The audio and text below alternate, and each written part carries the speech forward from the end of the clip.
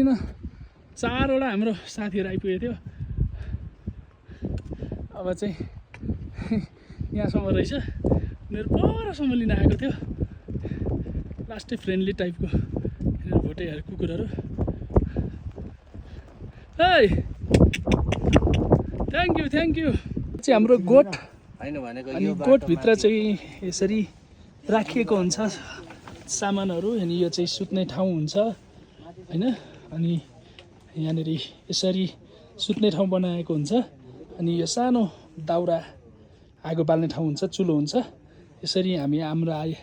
आजको बसाइ चाहिँ यहाँ हुन्छ चाइनाको नेट चलाउँदैछौ कि क्या हो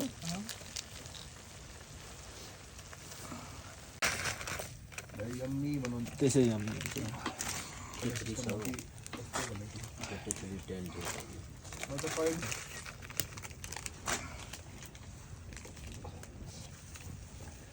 भनेपछि भोलि 400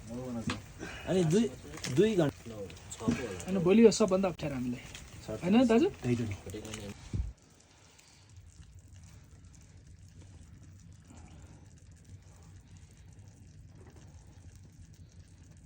अनि आज हामी टङ्ग खाएर भोलि हिँड्न सक्छौँ त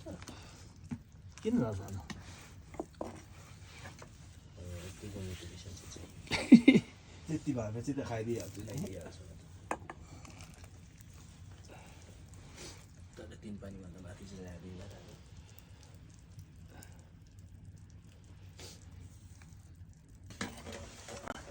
दाजु तपाईँ पनि खानु न